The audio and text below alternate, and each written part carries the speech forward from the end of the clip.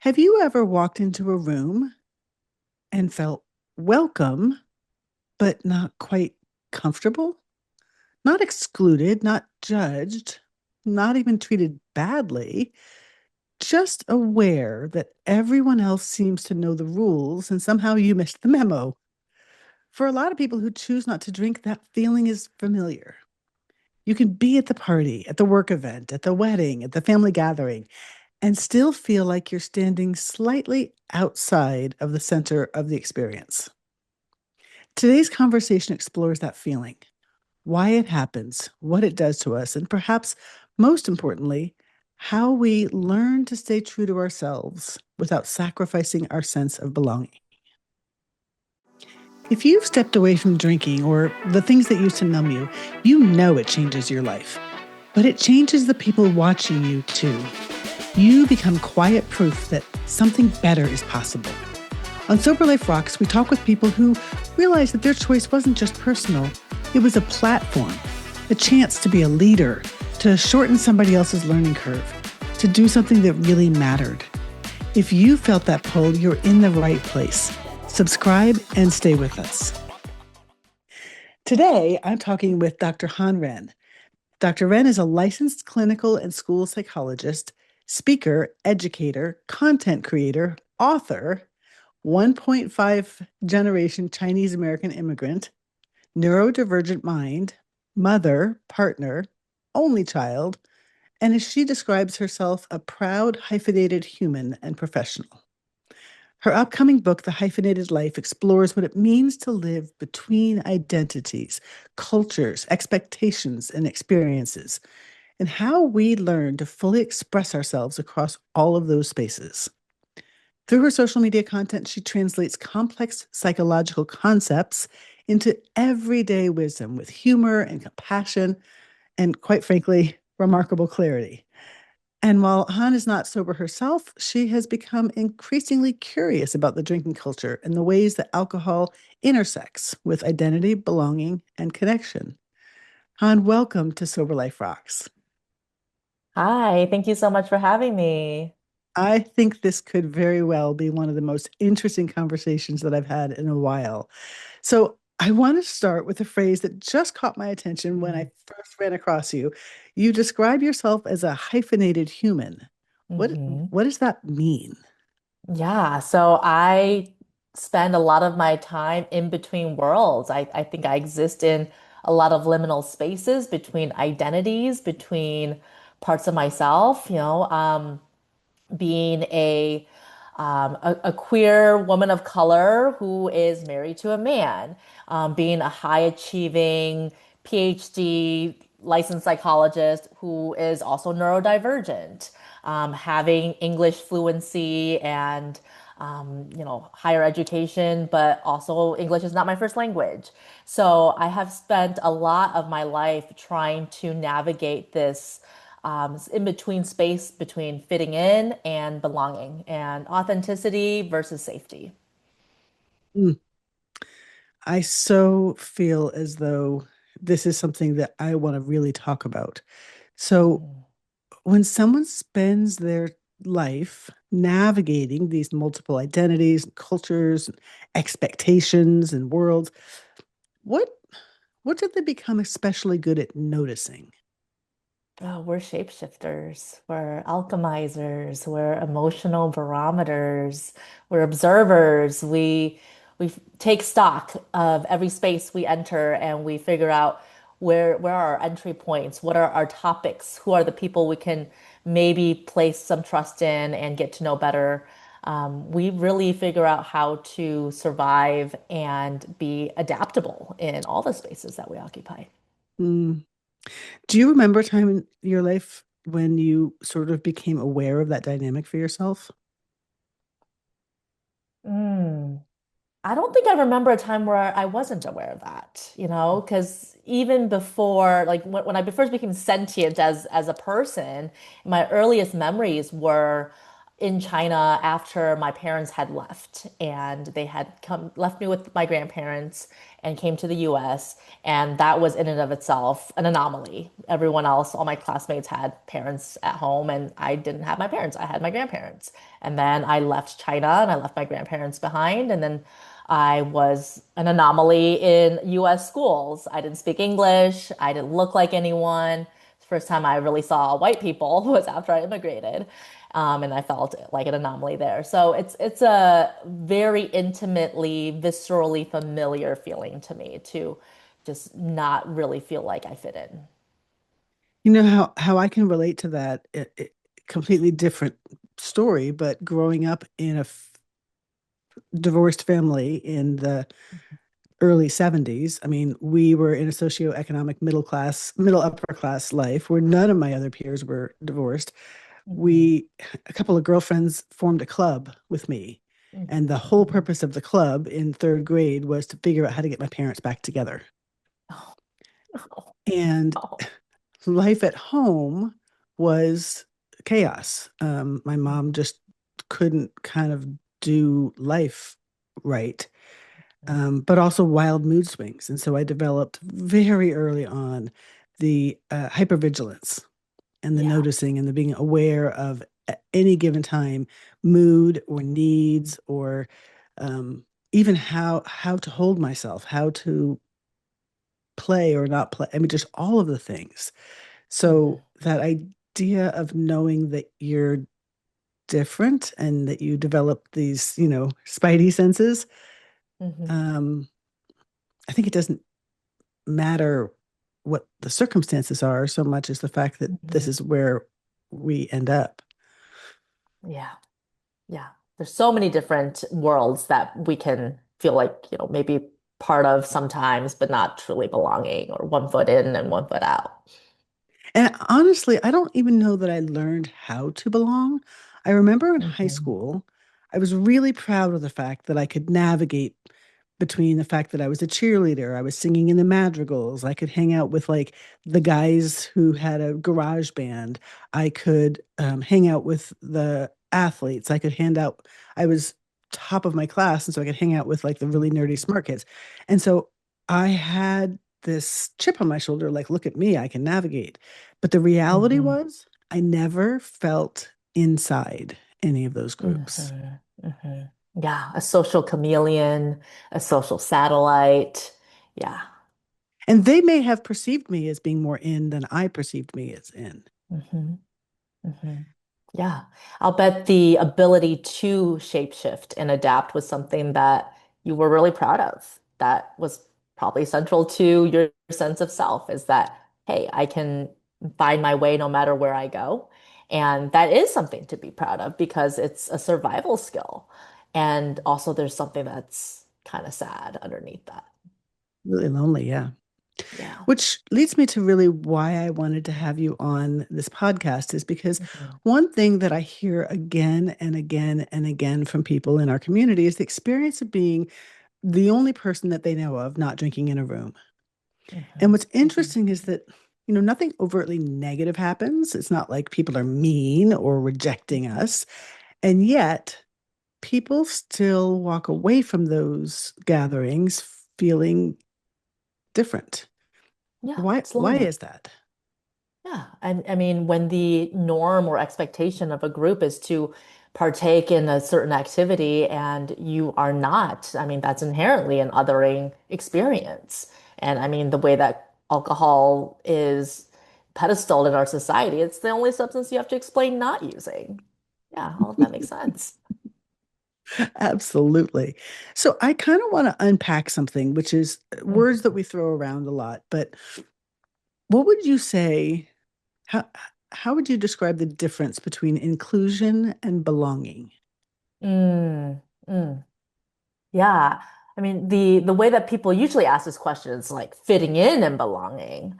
But gosh, inclusion. I feel like inclusion is something that the group does to create space for people who are different and like help people find a sense of belonging in the space. Like the effort of what are you including, who are you including, and how.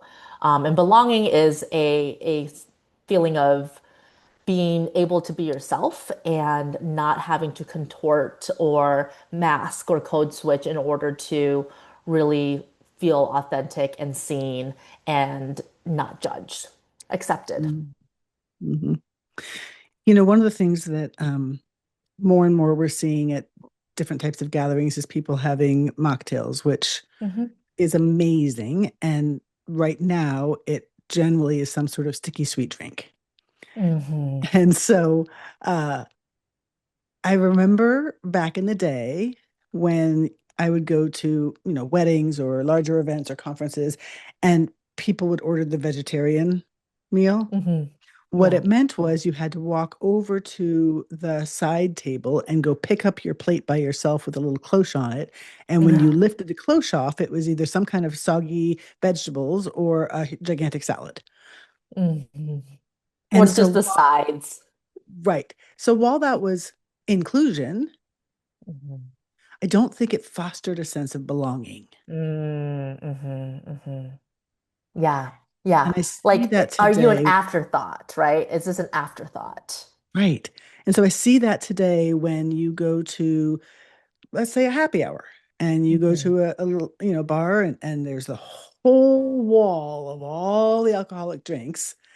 And Hmm. then if you look at the little menu, they have two or three mocktails, Hmm. Hmm. which is, Yeah. again, not faulting the effort, but I don't think that that fosters a sense of belonging in the same way. Hmm. Hmm. But I want Yeah. to go deeper with you, and this is why I wanted you on particularly. What are some of the subtle signals that our nervous system picks up that tells Mm. us whether we're truly belonging? I think the way that people relate to you, are they keeping your needs in mind and top of mind? Are they asking questions with a shade of judgment and, you know, quick to dismiss? Or is there genuine interest and curiosity and desire to understand your experience? And, I think about just all of our initiatives around belonging and diversity and inclusion and kind of some of the lagging elements like alcohol use or just sober living in general, but also disability. These are areas, these are domains where they may not be as visible or they just may not be as considered when we think about things like accessibility. Can you talk to me about any personal experiences that you've had where you felt your nervous system firing off in one of those types Mm, of moments? hmm. Yeah, I mean, ironically, when that happens to me is when I am the most charming, the most on my game. I didn't realize that that's what was really happening until, way deep in my healing journey because I reflexively turn it on and I kind of dissociate from my experience. I am a performance of myself. I am the most palatable, the most gregarious, the most thoughtful, friendly, most interesting person in the room without centering myself or, acting like the smartest person in the room. Like I am so in tune with what everybody else needs to the point where I forget that I am part of the room. And as you've gone through, as you said, your healing journey, Mhm. what do you do today? What I know about my nervous system is that I still have those same chameleon things, exactly like you're Mhm. describing. Mhm. Um, what do you do today when those come up Mm. to be more centered? Yeah, I mean, it depends on the environment, right? Because this is morally neutral. Sometimes it is just about survival. If I am in a room full of white tech bros, I'm gonna be charming. I'm gonna be flirty and accessible and like play into some tropes because that's what's gonna help me find some fitting in and get through and be likable and, you know, enjoy myself enough for that environment. If I am really, really trying to cultivate a sense of belonging or like long-term friendship, or, if this community is one where it feels important to me to foster some sort of ongoing connection with, then it is more important for me to tap into my nervous system and, do like a body scan before I even enter a space and be really conscious about what I'm bringing into this room, what I'm leaving behind, and how this room and energy feels to my nervous system. And these are elements that can be really quick. You notice when you enter a space whether it is one that's energetically for you or not. And sometimes when it's not, you're like, okay, I'm gonna leave. I don't want to be here. I don't need to be here. This doesn't feel safe. This doesn't feel like it will, further my values or goals in life. Like, what am I doing here? I'm gonna leave. And other times it's like, well, I maybe don't feel like I have the option to leave, or there's, I don't know, secondary gains or other reasons why performing in this space will serve me. And then just turn it on. So as I listened to you go through that series of things, I was Hmm. mentally now adapting that to the non-drinker. Hmm. So Hmm. starting with, the tech bro, white men, Yeah. slap each other in the back, high testosterone sort of Uh-huh. environment Yeah. where everybody's, got their beers, or like I was recently at something where somebody had a flight of different whiskeys and was like Hmm. extolling all the virtues of all the different Hmm. ones. Hmm. Um, for a non-drinker, the classic go-to has just been to find some drink, lime and cranberry with a or club soda and cranberry with a lime in it to look like Hmm. they're drinking Hmm. and just not Yeah. say anything. Yeah. And it feels icky that that's how we have to behave, and yet it's like the fight's not worth it at that moment. Hmm. Yeah, yeah. And that's really what it boils down to, right? Is like, is the juice worth the squeeze? Because if this is a community that you want to find ongoing connection with, like, how do you be more authentic and honest about the fact that you don't drink and however you feel around being around people who do? Because Mhm. sometimes people don't care, right? Like they're like, cool, yeah, we'll still include you and we'll still do everything the same way, and then it's up to you to decide how much you want to be around that energy. And sometimes it's just not worth it. And like, I'm gonna get through it and maybe I'll leave early before everyone gets sloshed. Yeah. You know, um, one of the things that I've noticed is, and heard again from so many people, is the nature of relationships Hmm. can change when one person decides to show up more authentically. Yeah, yeah, And I just wonder, absolutely. in your work and in the conversations that you have, and even navigating your own life, can you share experiences that kind of demonstrate how your being more authentic has shifted relationships in your life? Yeah. I mean, people like to say, "Oh, I'm not high maintenance. I'm a guy's girl, I'm chill." But the honest truth is we are all high maintenance. We are all annoying. It's just our own different flavors. And when you're more authentic, you let yourself have needs. You express those needs and you ask for things, and maybe you aren't super people pleasing and willing to sacrifice yourself to meet the expectations of the environment or to put someone else's needs before your own. And that means you can be more demanding. And maybe people don't like that, or people aren't, willing to tolerate that. They say, "Oh, you've changed. You're not as cool as you used to be. What happened?" I think when we are truly authentic, we will piss people off sometimes because we're not there just for the vibes or to curate an experience for everybody else's benefit. We consider ourselves and our own needs in tandem with everyone else's. Not to say that we center ourselves or put our needs before everyone else's, but they are part of the constellation of what's happening.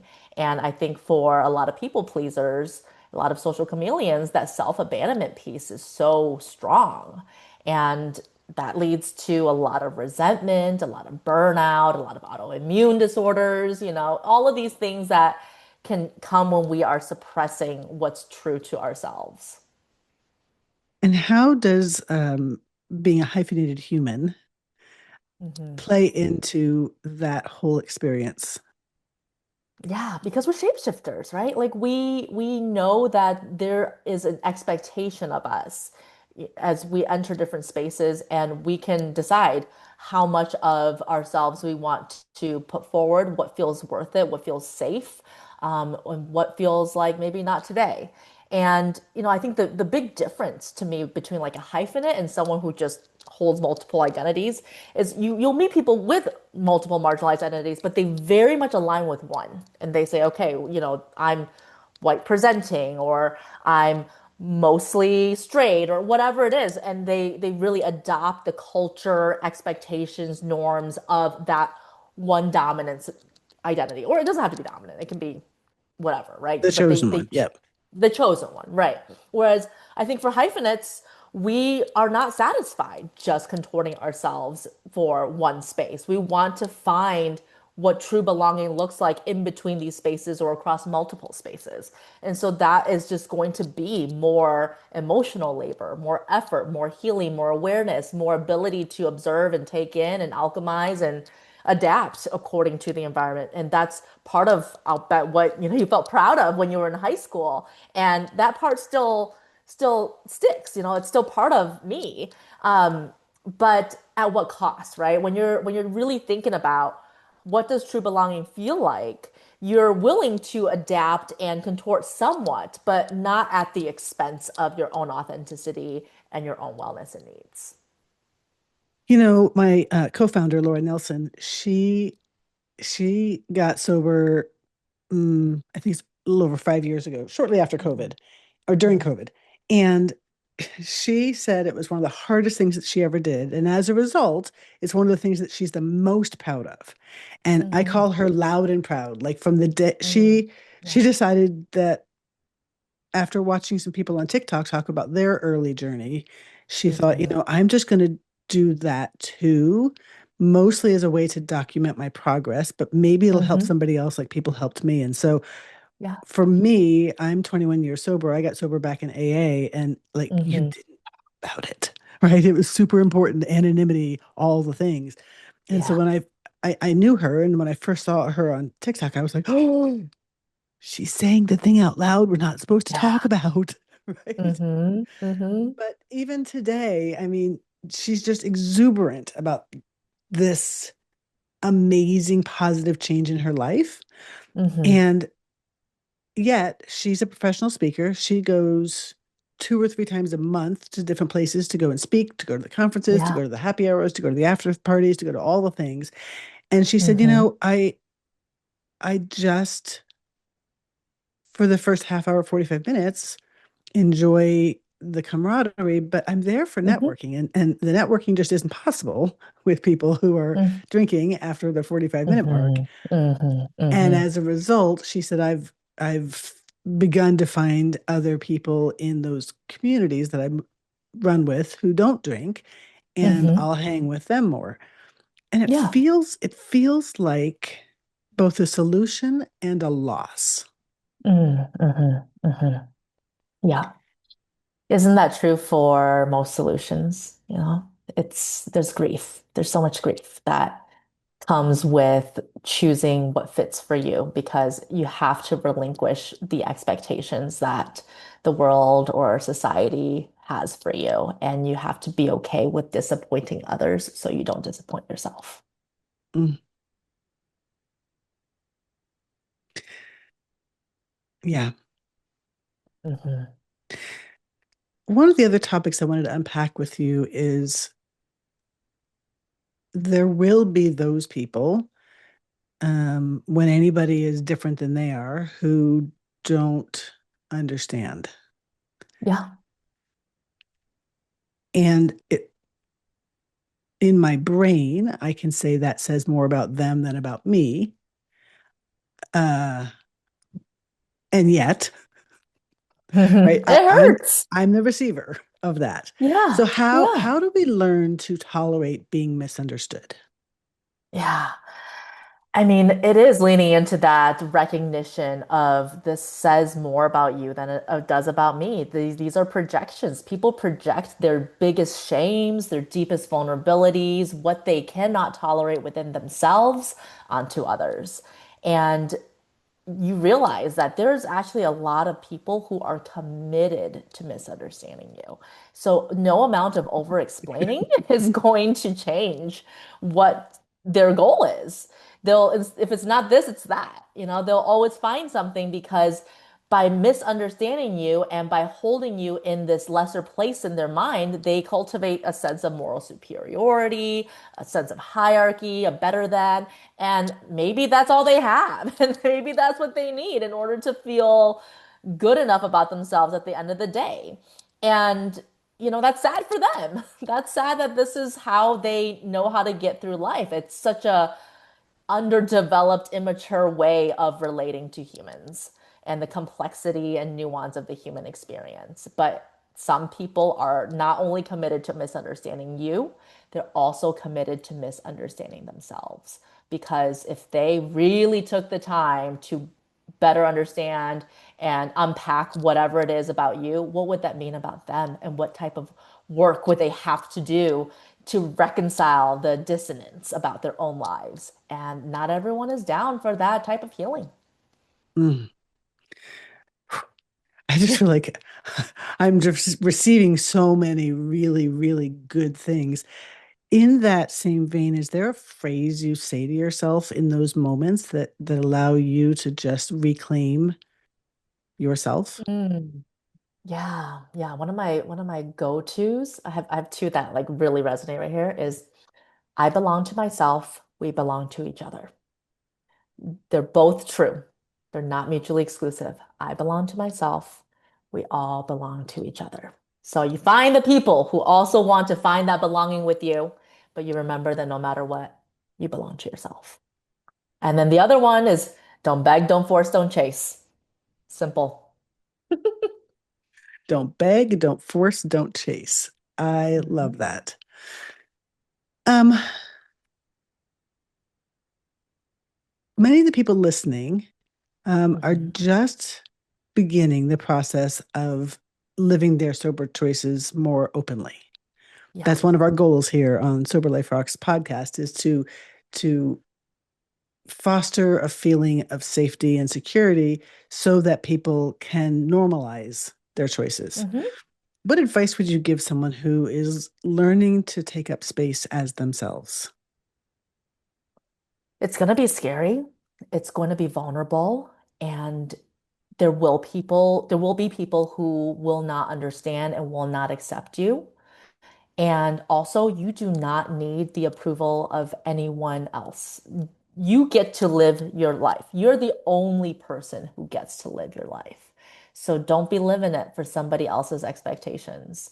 And honestly, to be authentically you in more spaces is so liberating because it clears up bandwidth. It clears up space. You're not remembering who did I tell about this thing and who did I not tell? Do they know this thing about me? I mean, all of that, like, negotiation internally is exhausting. Like, okay, when I go to this, like I need to remember who knows what and oh my gosh.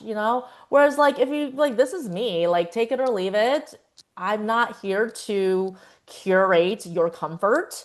And that allows you to focus on the things that are actually important to you. And that allows you to live your fullest, most liberated life and your fullest expression of self. What a gift. Okay, let me drill down and give you a Yeah. very specific example. Hmm. Um, I knew a woman who was a salesperson, and part of their role was to go to represent their company at the exhibit hall from Hmm. place to place to place. And so, of course, all the other people who do the same thing from other companies, you sort of become a tribe.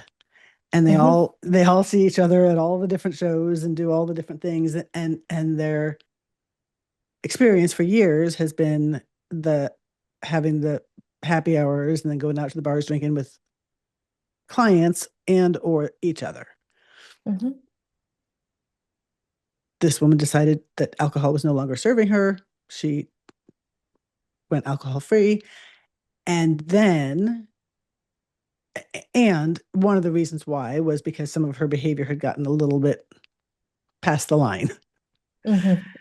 Hmm. And so then now she's sober, but the way that she's related to her entire network of people that she works with, including Hmm. clients, including all these other salespeople, has been based on one thing, and now she needs to show up as something else. Hmm. And the questions that she's afraid to answer are things like, why? Did something happen? Is something wrong? Like, these are the sorts of things that people who stop drinking have to navigate. Hmm. Hmm. Can you speak to that at all? What's wrong with honesty?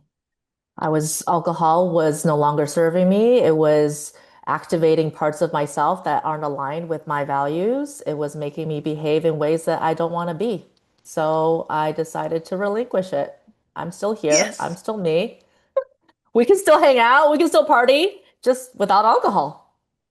Oh, Simple as that. I love that so much.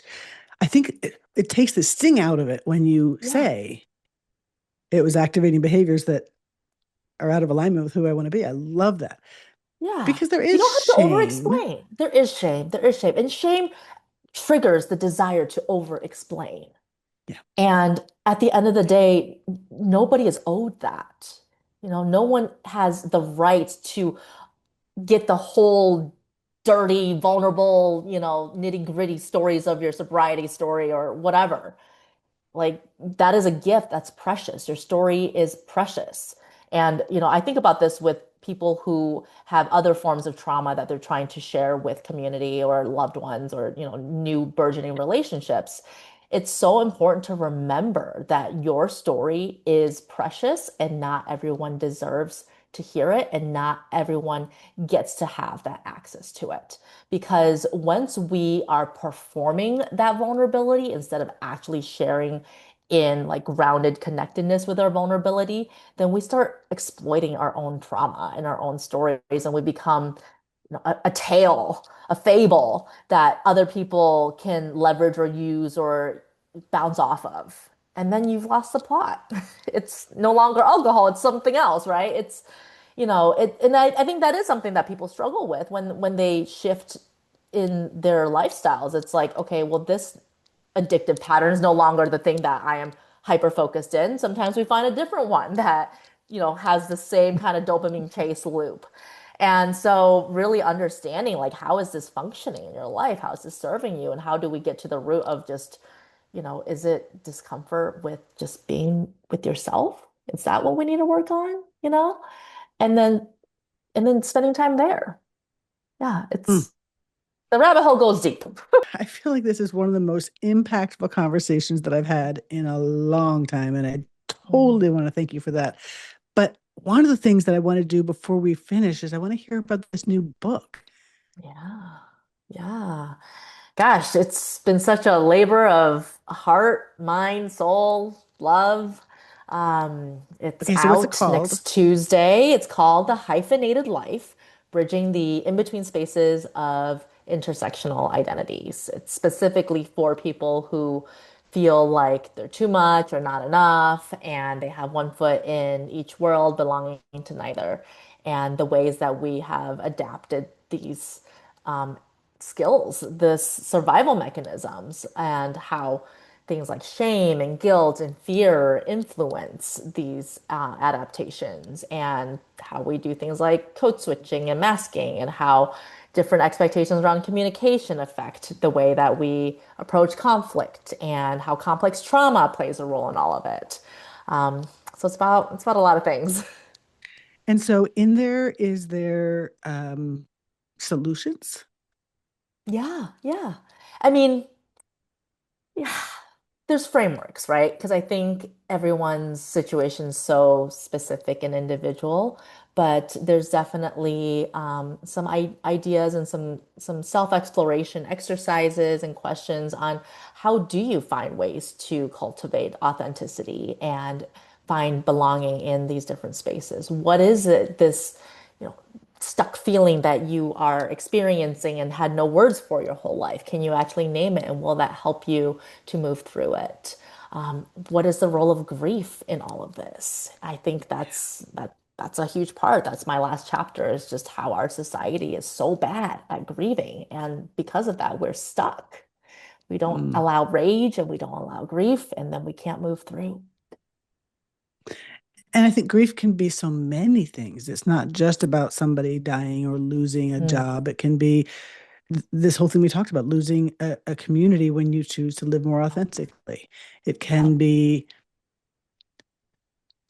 losing the sense of self that you had cultivated as a certain type of person Hmm. that you then choose to give up. But with that comes some grieving over, I'm no longer Hmm. this person. Yeah, yeah. There's anticipatory grief where you can see something on the horizon. There's disenfranchised grief where you can't really quite situate it or place it, but you know it's there. There's ambiguous grief when, you lose parts of yourself or parts of somebody else or parts of a relationship or a community, but the whole as it's ex used to exist still exists. It's just the way that you relate to it has shifted. Mm, So many flavors of grief. mm. Do you think anticipatory grief is good? Does it help us sort of pave the road for ourselves? I don't know if any of this is good or bad, It just is. Spoken like a true therapist. Uh, I think we can get stuck in some of it. It's kind of that anxiety loop that we can get stuck in. Like those are pretty adjacent to each other where we're not actually tuning into what's right in front of us and presently living the opportunity and what's still here because we're anticipating what will shift or change or be lost soon. Mm, I love that. So, for those listening, this is going to be coming out, I think, in July. This is now June that we're talking about. So the book will be June out. 16th. Yes, June Okay. 16th. So it's coming out in 4 days from And we this can find recording. it on Amazon and everywhere Everywhere. else. Everywhere. Yep. Everywhere you can buy Amazing. books. Amazing. Hey, is there anything that I haven't touched on that you feel like it's important that we talk about? Mm. No, I have a question for you. Yeah. What do the sober curious do? How do you cultivate and fan the flames of this curiosity around sober living? And do you still count it as sober if it's just sober from alcohol, but not other things? Ooh, those are two big questions. Let me take the second one first. Okay. Um, Many people talk about abstinence being different than sober living. Mm, Abstinence from drinking, abstinence from, marijuana, from shopping, addiction, from all the things. yeah. But Processes. Yeah. when you think about the word sober, it's like sober of mind. Mm, And hmm. so for many of us, I feel like we're more tied to the mindful living Hmm. where a substance didn't serve us. Hmm. So if you can be a non-drinker and have that sober living and still have some other substance in your life, like my hats are off to you. Good on you. Hmm. Um, but I know for me, anything mind altering is just going to take me down the road.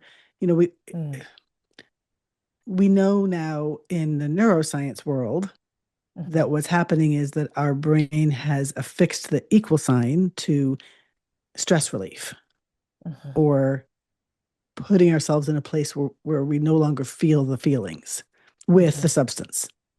Hmm. So if you just replace that substance with another substance, like you haven't gotten there. Hmm. Hmm. What if you replace it with a process? What if you replace it with recovery itself? Mm, really good question.